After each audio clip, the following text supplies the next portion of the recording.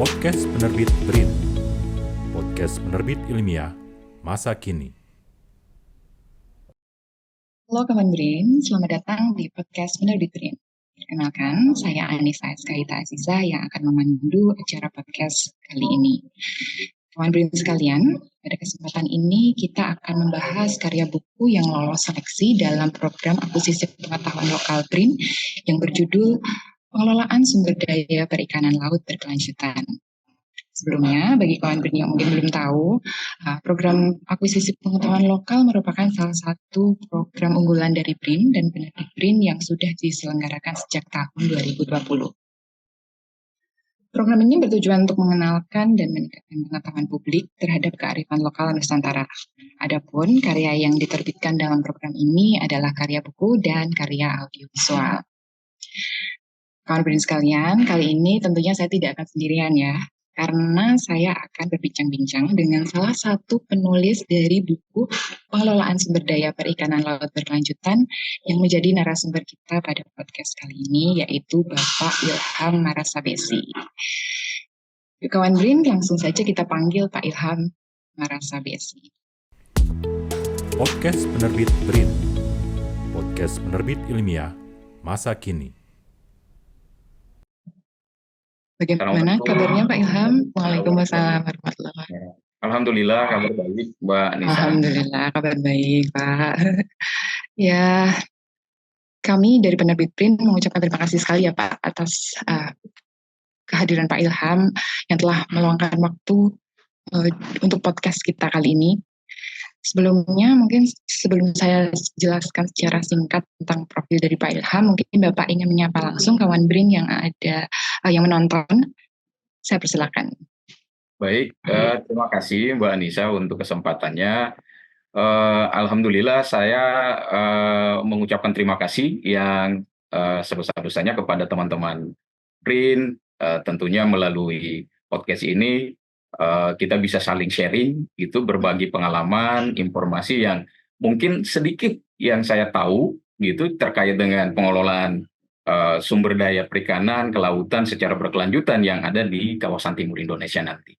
Untuk selanjutnya mungkin nanti kita bisa sama-sama mendengarkan setelah ini. Terima kasih. Ya. Ayo, terima kasih Pak Ilham.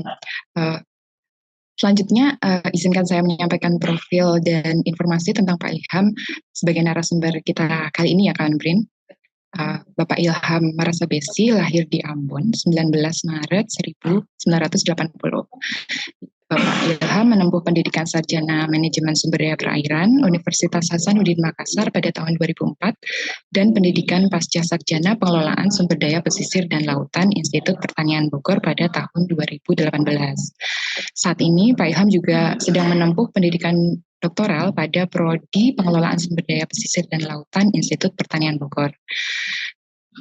Selain itu juga Pak Ilham merupakan dosen tetap pada Program Studi Manajemen Sumber Daya Perairan Fakultas Perikanan Universitas Muhammadiyah Sorong.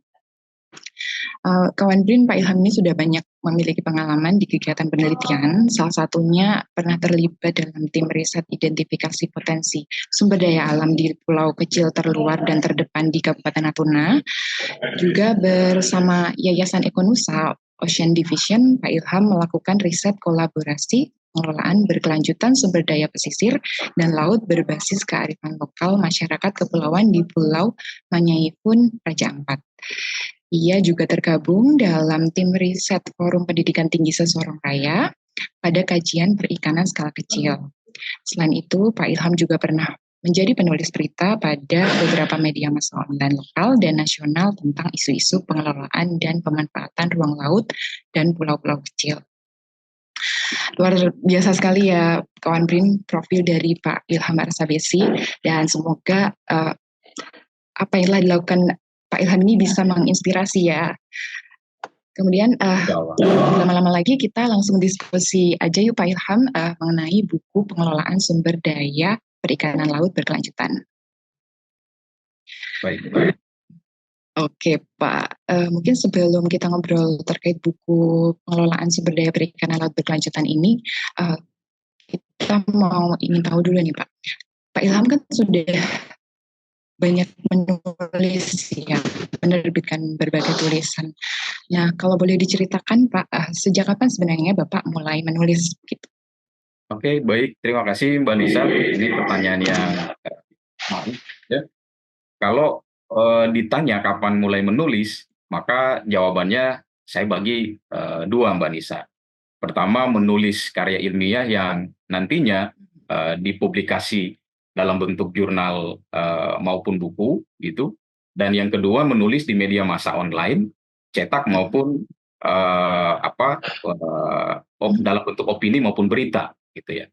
Nah, kebetulan sekali kedua aktivitas ini alhamdulillah sampai sekarang masih saya lakukan. Saya luangkan sedikit waktu di sela-sela kesibukan pekerjaan. Kegiatan menulis yang saya lakukan dapat dikatakan masih relatif baru kalau dibandingkan dengan teman-teman yang sudah berpengalaman sekali, bisa berpuluh-puluh tahun misalnya. Nah, untuk menulis artikel ilmiah, awal sekali itu saya lakukan sejak tahun 2018. Kemudian karena ini memang merupakan hobi, gitu ya, sehingga saya sangat membantu saya, gitu ya, sangat membantu saya untuk terus mengupgrade tulisan yang kemudian saya menjalaninya itu dengan enjoy. Nah, hobi menulis ini makin saya dalami sejak tahun 2022. Ini juga tidak lepas dari dukungan istri, keluarga, dan orang-orang terdekat saya untuk memberikan motivasi untuk saya bisa lebih aktual lagi gitu di dalam proses penulisan ini. Lalu kemudian di tahun 2002 itu saya memperluas segmen pembaca saya melalui media massa online lokal maupun nasional.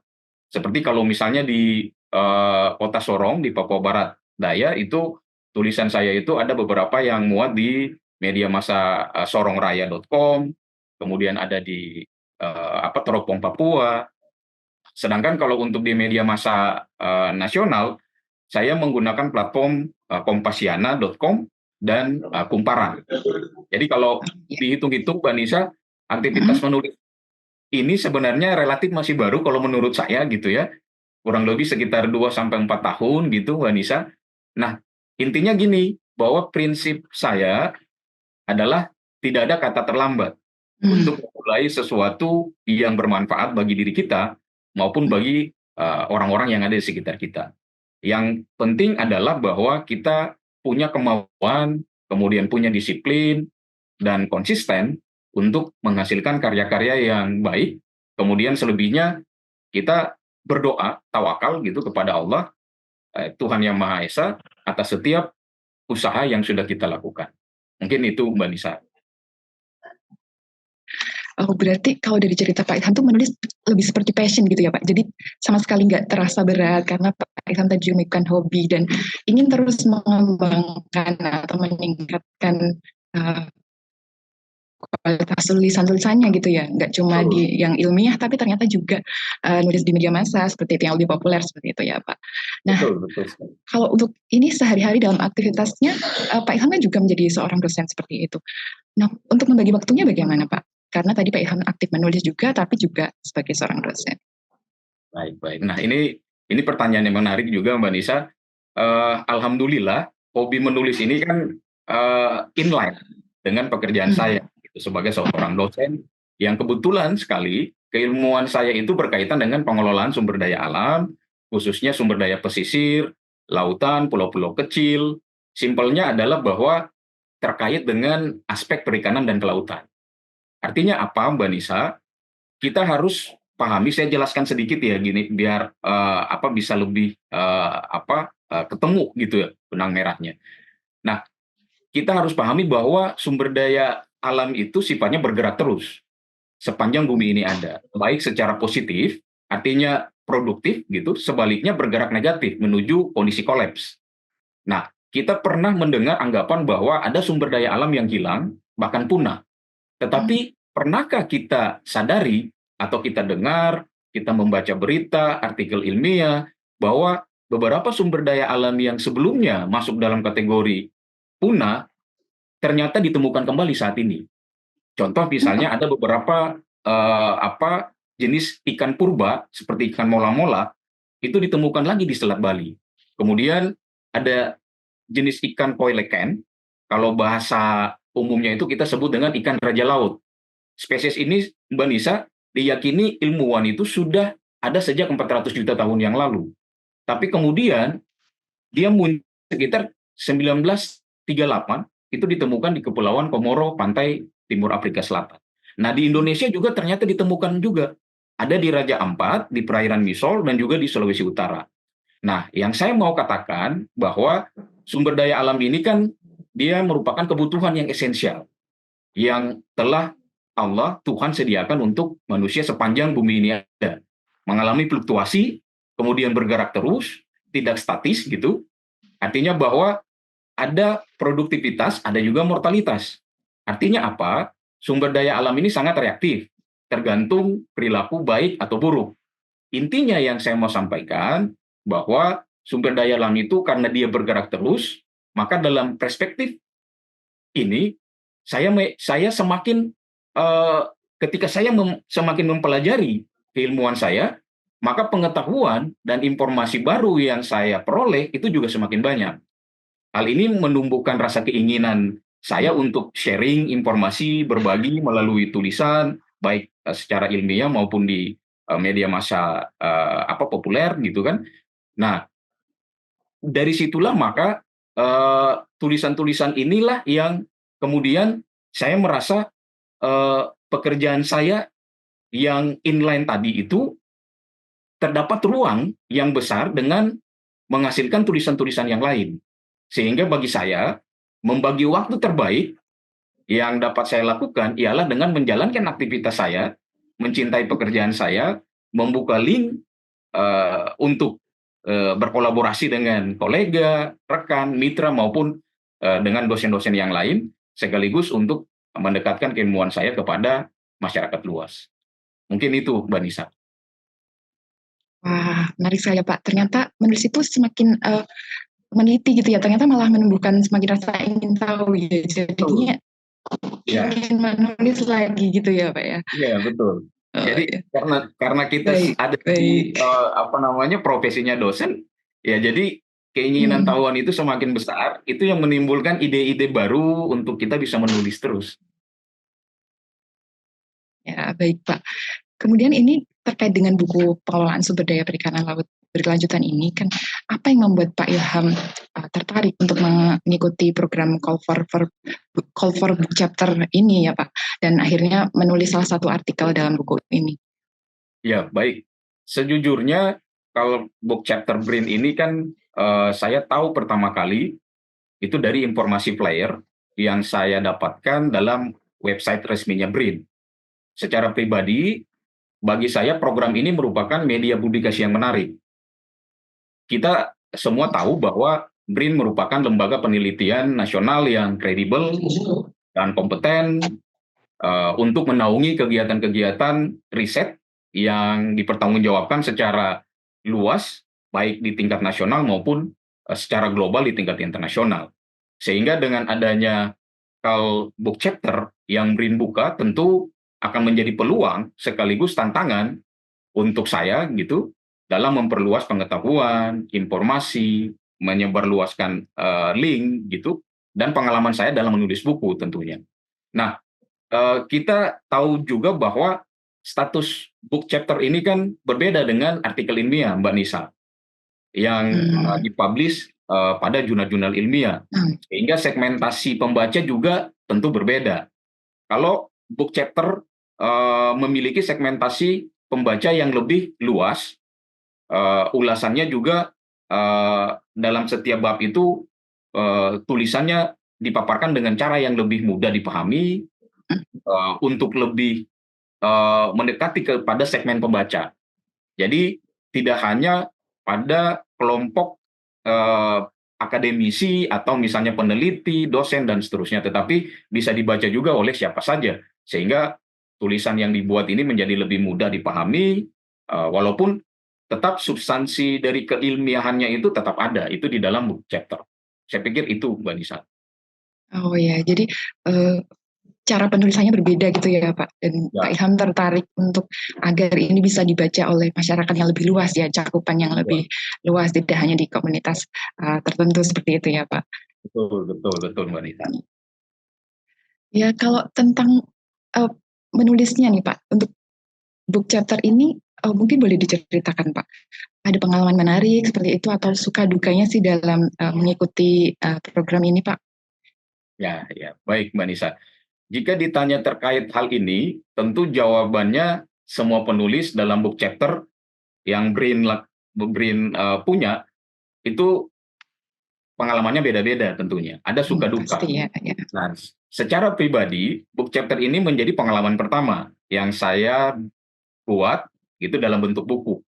Walaupun sudah sering menyusun laporan proyek, penelitian, misalnya kita di dosen kan kita punya banyak kegiatan proyek, ada penelitian, ada artikel ilmiah yang kita buat, tetapi pengalaman menulis buku ini tentu punya kesan yang berbeda, menurut saya, Mbak Nisa.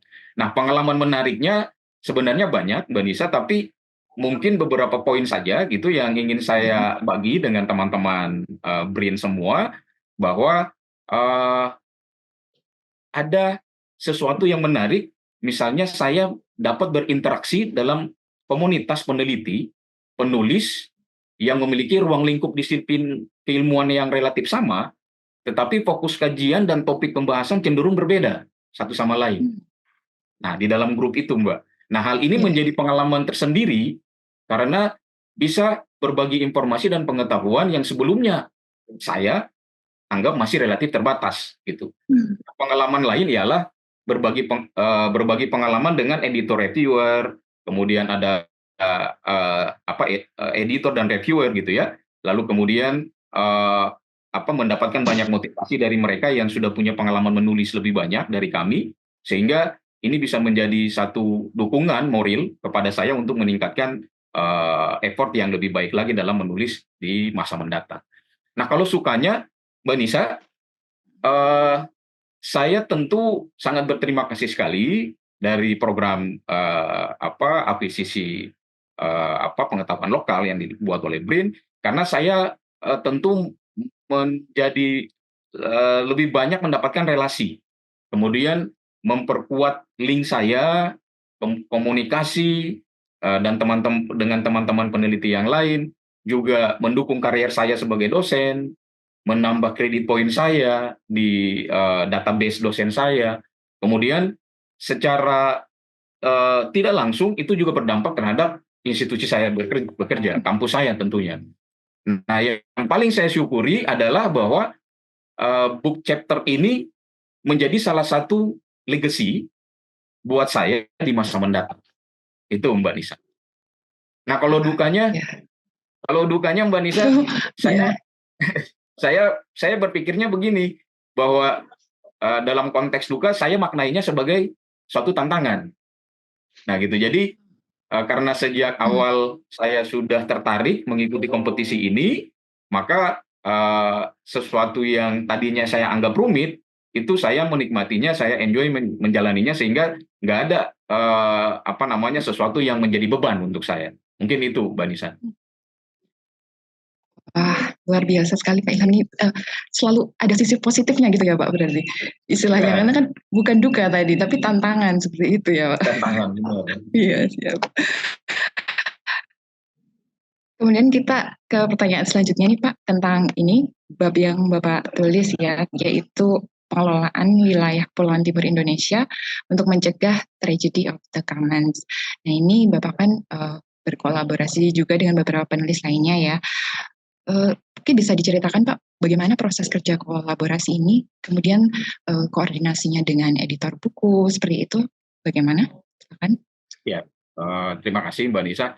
Harus diakui bahwa untuk mendapatkan hasil karya yang baik, itu diperlukan effort yang cukup besar Mbak Nisa ya. Dan tidak dapat dilakukan secara personal tentunya. Nah, di era industri global 4.0 saat ini diperlukan kolaborasi efektif yang harus dilakukan secara simultan. Nah, menyadari besarnya effort dan tantangan itu, maka kerjasama lintas disiplin ilmu dan lembaga menjadi penting dilakukan. Sejatinya, secara substansial, isi dari book chapter ini yang kami angkat dengan judul Pengelolaan Wilayah Kepulauan Timur Indonesia untuk Mencegah Tragedy of the Commons, ini merupakan bagian dari serangkaian riset saya dan guru-guru saya lakukan sejak saya studi magister di IPB, di pengelolaan sumber daya pesisir dan lautan, kemudian dukungan dari teman-teman lain, seperti dari peneliti lokal, kemudian ada dari pihak birokrasi, ASN. Nah, artinya apa? Dalam book chapter tersebut merupakan part of the research yang telah kami lakukan sebelumnya dalam perjalanan yang lumayan panjang gitu. Nah, kemudian kami menerima banyak masukan, input dari berbagai pihak, terutama dari kalangan birokrasi seperti Ibu Fahria Bahalwan, merupakan ASN yang berpengalaman di bidang perencanaan pembangunan daerah di Maluku dan di bidang tata ruang dan kewilayahan di Papua Barat Daya, juga dari beberapa kalangan tokoh adat, tokoh masyarakat, tokoh agama yang ada di wilayah timur Indonesia. Nah, intinya yang saya mau sampaikan bahwa di dalam book chapter dengan judul yang kami angkat, itu merupakan gambaran real dari fenomena pengelolaan sumber daya perikanan dan kelautan beserta dinamika masyarakat sebagai pemanfaat sumber daya alam yang kita tahu bersama bahwa situasi dan kondisi terkait dengan hal ini itu berkembang secara luas, baik di tingkat level nasional maupun di level internasional. Nah, dalam kajian ini yang kami capture ialah dinamika pengelolaan kawasan di timur Indonesia dengan karakteristik yang unik dan berbeda. Untuk sekedar memberikan gambaran bahwa Indonesia khususnya di kawasan timur dengan kelimpahan sumber daya alam dan perikanan serta jasa kelautan beserta interaksi sosial masyarakatnya yang dikenal sangat unik, itu bisa diketahui oleh lebih banyak pihak, baik di nasional maupun di internasional. Nah, harapannya dapat menjadi barometer pengembangan kawasan timur Indonesia di masa mendatang dan menghasilkan model pendekatan baru yang dilakukan untuk mengharmonisasikan hubungan pengelolaan sumber daya perikanan, kelautan, bonus demografi, kemudian ada geografis wilayah dan aspek sosial kelembagaan yang ada di dalam masyarakat lokal untuk mendukung pembangunan daerah di tingkat lokal maupun tingkat nasional. Nah, untuk proses koordinasinya Mbak Nisa, kami dengan editor itu berlangsung secara baik, sangat terbuka dan mudah, tidak ada hambatan. Nah, contohnya misalnya Pak Martin. Pak Martin itu selaku editor BRIN yang mungkin ditugaskan untuk itu dengan sangat kooperatif memberikan penjelasan gitu kepada kami, input dan banyak masukan kepada kami sebagai penulis. Beliau juga terbuka menerima masukan dan penjelasan dari kami setiap penulis gitu. Nah, hal yang sama juga ditunjukkan oleh reviewer. Nah, kami berkoordinasi melalui grup, kemudian beberapa kali kami melakukan diskusi secara online via Zoom meeting. Nah, saya pikir alhamdulillah semua proses ini berjalan dengan baik, sehingga hasil yang kami peroleh juga kami rasa sangat memuaskan, Mbak Nisa. Berarti ada proses timbal balik seperti itu ya Pak, dalam proses penulisannya itu nggak cuma dari penulis atau mungkin editor gitu ya, tapi saling memberikan masukan agar menghasilkan tulisan yang berkualitas seperti itu ya Pak. Betul Mbak Nisa. Nah, saya ingin tahu nih Pak, mungkin selain chapter yang Bapak tulis ya, ada chapter mana lagi mungkin yang menarik bagi Bapak dalam buku pengelolaan sumber daya perikanan laut berkelanjutan ini? Wah, ya. Nah, bagi saya sebenarnya semua topik dalam bab book chapter ini menarik, Mbak Nisa. Ya. Jadi nggak ada yang spesially untuk satu bab, karena masing-masing penulis membahas dan menjelaskan topik yang dipilih itu berdasarkan perspektif keilmuan mereka. Gitu. Jadi bagi saya pengetahuan dan informasi yang mereka berikan itu sangat variatif. Banyak hal baru yang bisa kita temukan dalam setiap bab tulisan itu. Nah, hal ini tentu dapat memperkaya informasi dan menambah referensi kita semua, saya maupun pembaca yang lain. Nah, saya dapat memahami hal ini, Mbak Nisa, terkait dengan keunggulan dan kelebihan dari masing-masing topik itu dalam book chapter yang ada di BRIN ini, karena kami yang tergabung di dalamnya memiliki disiplin ilmu yang sama, punya latar belakang keilmuan juga yang serupa, tidak jauh berbeda, sehingga semua bab dalam book chapter BRIN ini bagi saya menarik untuk dibaca, bahkan dapat dijadikan sebagai literatur resmi dalam pengembangan pengetahuan dan teknologi di bidang sumber daya perikanan dan kelautan di masa mendatang. Ya, pasti ya Pak, tentunya semuanya menarik ya, jadi penting untuk dibaca ternyata ya. Betul, Mbak Nisa. Kemudian ini ternyata ya Pak, untuk buku pengelolaan sumber daya perikanan laut berkelanjutan ini saat ini sudah menjadi salah satu buku yang mempunyai akses terbanyak. Sepertinya sudah ribuan seperti itu Pak. Bagaimana perasaan Pak Ilham terkait hal tersebut? Dan menurut Bapak, apakah memang minat literasi dan referensi di bidang perikanan saat ini sedang berkembang seperti itu Pak?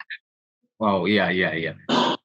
Saya baru dengar nih informasinya nih Mbak Nisa, dan itu alhamdulillah sekali ya bagi kami ya.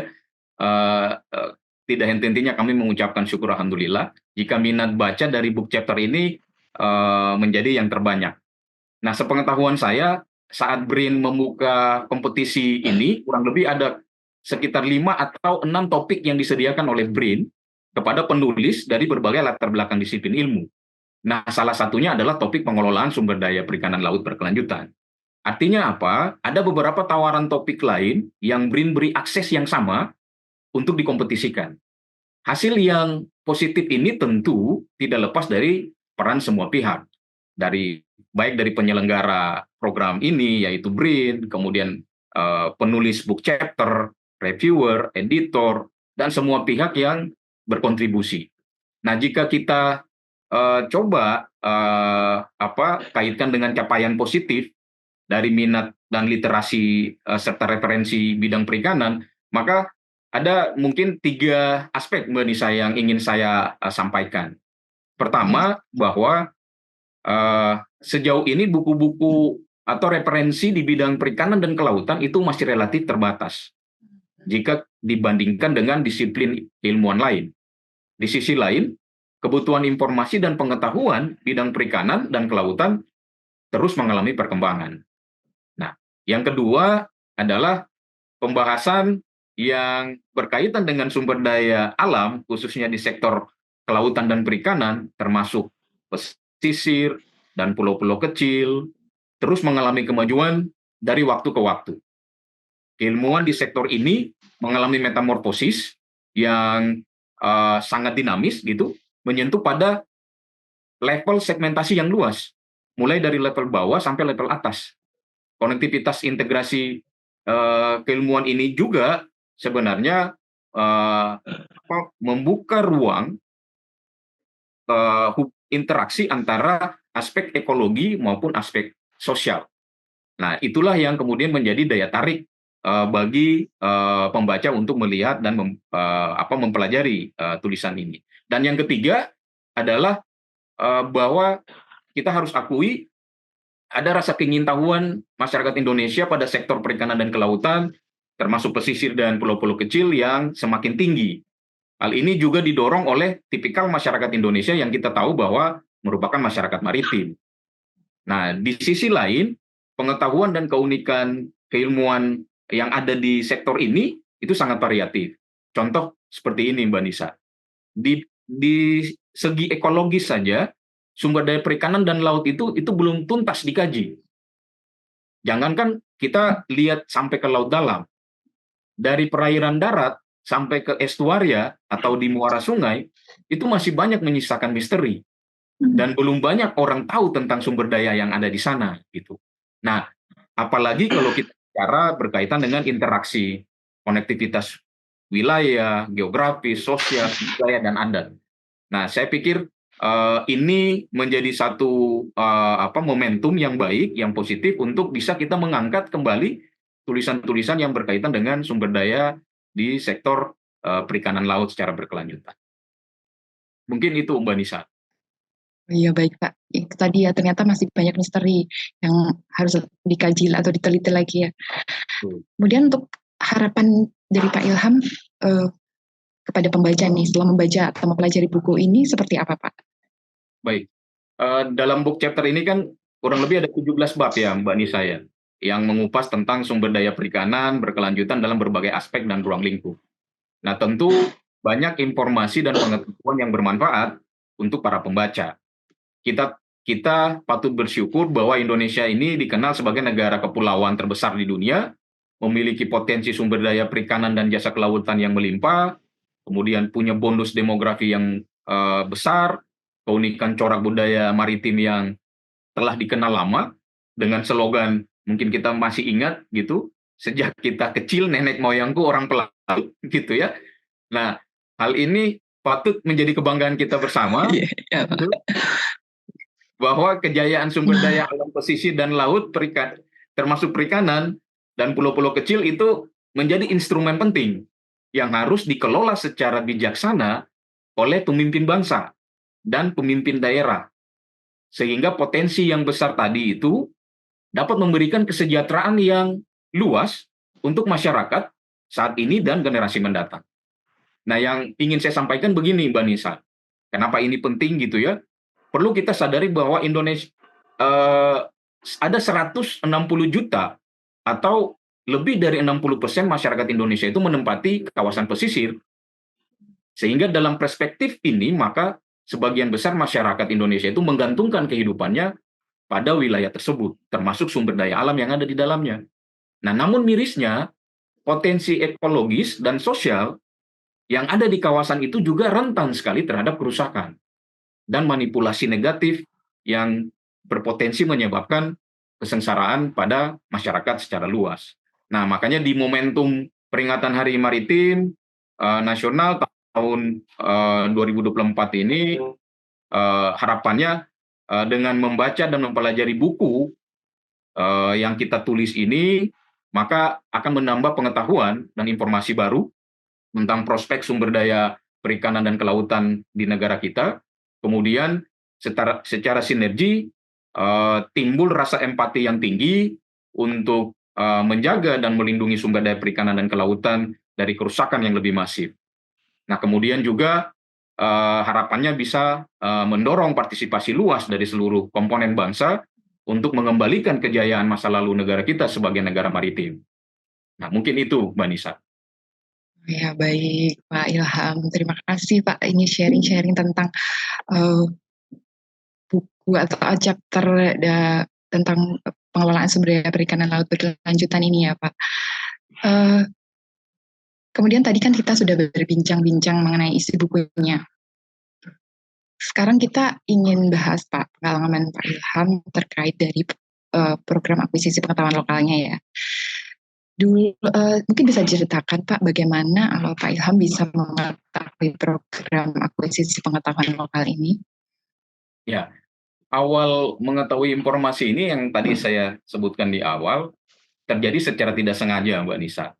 Nah, saat itu saya sedang membuka website BRIN untuk mencoba apply hibah riset yang saat itu BRIN sementara buka untuk semua kalangan tuh. Nah, biasalah di dunia pendidikan dosen kami kan sering mendapat informasi terkait dengan peluang riset atau hibah riset kolaborasi gitu kan. Nah, sementara mengakses website BRIN itu tidak sengaja saya melihat informasi dalam flyer yang kan, kemudian saya coba untuk mempelajari informasinya. Ada rasa ketertarikan yang kuat di dalam hati saya karena saya melihat bahwa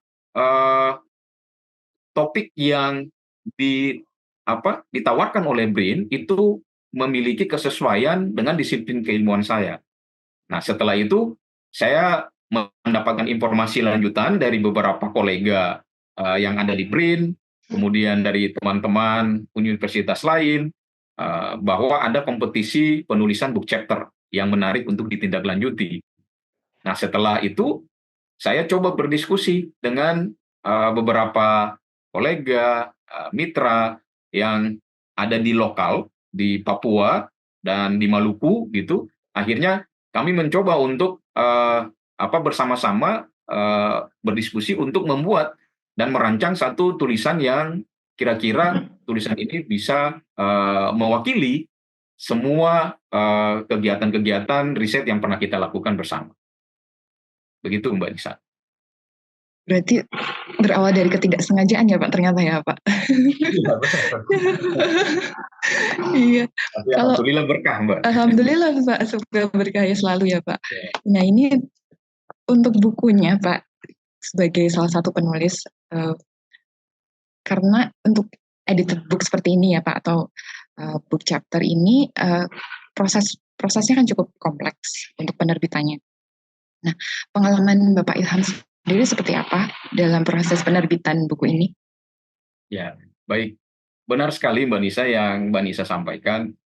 Walaupun ini menjadi pengalaman pertama, tapi sebenarnya kami sebagai penulis tidak asing lagi soal proses penerbitan yang kami sadari bahwa dalam penulisan karya ilmiah itu kan seperti artikel yang kita publish di jurnal, baik nasional maupun internasional itu selalu melalui proses editing yang juga kompleks tentunya. Namun pengalaman yang menarik bagi saya pribadi adalah bahwa dalam proses penerbitan buku ini melalui serangkaian mekanisme yang lumayan panjang karena ada proses cek similarity, kemudian ada penyesuaian huruf, penambahan materi subbab, kemudian berkaitan dengan penyesuaian referensi, bahkan sampai pada desain gambar dan tabel gitu ya, yang diminta untuk lebih eye catching. Jadi ada sesuatu yang lebih atraktif di situ sehingga tidak biasa-biasa saja. Kami semua memaklumi hal itu. Nah, semua proses ini menurut saya sangat berkesan. Namun ada satu hal yang paling berkesan, Mbak Nisa, adalah pada saat awal kami memasukkan tulisan, itu kan nanti akan dicek indeks similarity-nya. Nah, saya pribadi saya mendapatkan notifikasi dan konfirmasi dari editor bahwa tulisan saya itu ternyata indeks similarity-nya itu lumayan tinggi, sekitar 50%. Oh, Nah, setelah saya cek, ternyata benar, lumayan tinggi, besar indeksnya, dan ternyata itu berasal dari tulisan-tulisan saya yang sudah saya publish sebelumnya. Gitu. Jadi tulisan yang saya ambil itu merupakan tulisan yang sudah saya publish sebelumnya, lalu kemudian disampaikanlah oleh para reviewer dan editor bahwa sebaiknya Pak Ilham coba bisa parafrase. Nah, kemudian saya coba memparafrasekan kembali karena ini di awal memasukkan tulisan, sehingga banyak masukan-masukan dan kami didampingi oleh para reviewer yang baik, yang kompeten. Kemudian editornya juga sangat terbuka, sehingga setelah saya melakukan serangkaian perbaikan, nah itu alhamdulillah presentasi indeks similarity-nya itu turun jauh sekali. Bahkan turun lebih jauh daripada yang lain, itu sekitar kurang dari 20%. Wah, ya. Nah, itulah yang membuat kesan saya sangat berkesan di hati lah. Gitu. Oh iya Pak. Kemudian tadi kan sudah bahas kesan dan pengalamannya Pak. Nah, kalau menurut Bapak tentang program ini dampaknya seperti apa mungkin bagi karir Pak Ilham dan juga kontribusi program ini untuk masyarakat?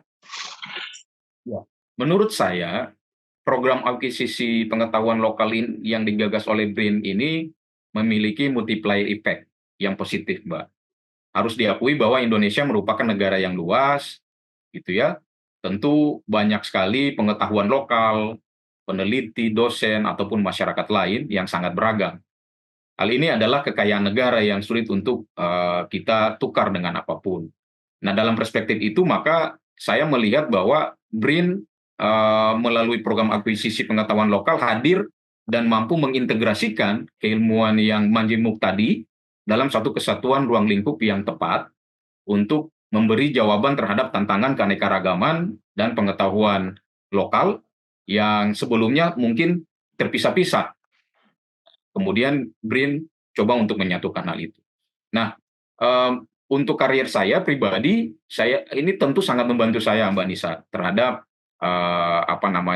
kemajuan dan kepangkatan saya.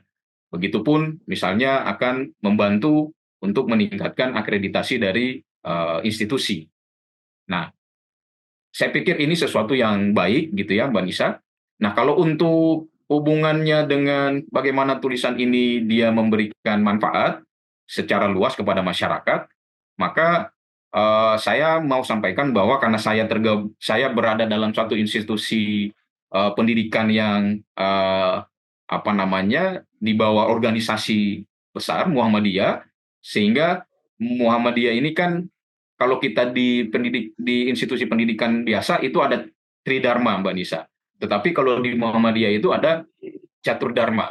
Nah, jadi ada tambahan lagi satu dharma yang disebut dengan al-Islam kemuhammadiyaan. Nah, maka tentunya program ini akan sangat bermanfaat bagi masyarakat luas karena di dalam tulisan kami mengangkat potensi sumber daya perikanan dan jasa kelautan yang ada di wilayah masyarakat kepulauan yang remote, jauh dari akses gitu ya. Hal ini juga membuka link secara luas dengan berbagai pihak untuk menjalin kerjasama, tentunya bisa menumbuhkan investasi gitu ya, mendatangkan investor investasi di daerah-daerah tertinggal tersebut. Nah, kemudian tulisan ini juga dapat menjadi bentuk promosi potensi jasa ekosistem yang dapat dikembangkan oleh masyarakat dan pemerintah daerah. Saya pikir itu, Mbak Nisa. Ya, ada pesan khusus mungkin Pak untuk kawan BRIN semua ini yang ingin mengikuti jejak Pak Ilham ya, untuk mengirimkan karya-karyanya melalui program akuisisi pengetahuan lokal, terutama skema Call for Book Chapter. Baik, mungkin saya ingin menyampaikan bahwa untuk teman-teman yang memiliki minat menulis, agar jangan ragu mengembangkan diri menjadi mencoba pengalaman baru gitu ya dalam menulis book chapter. Mungkin saya yakin di antara teman-teman lain itu pernah menulis juga book chapter pada lembaga berbeda gitu kan. Namun tidak ada salahnya mencoba tantangan baru menulis book chapter sambil berkompetisi, karena yang BRIN buka ini kan kita sambil berkompetisi di situ, sehingga ada tantangan yang besar di situ, sehingga perlu teman-teman lain itu bisa merasakan cita rasa dan sensasi menulis yang berbeda lah. Mungkin itu, Mbak Anissa. Mungkin banyak juga yang seperti Pak Ilham gitu, yang pertama kali gitu ya Pak ya, mengikuti Call for Book Chapter, ingin mengikuti silahkan seperti itu ya Pak ya. Benar. Ya. Nah, kawan BRIN sekalian, ternyata seru sekali perbincangan kita kali ini bersama Pak Ilham Marasabesi.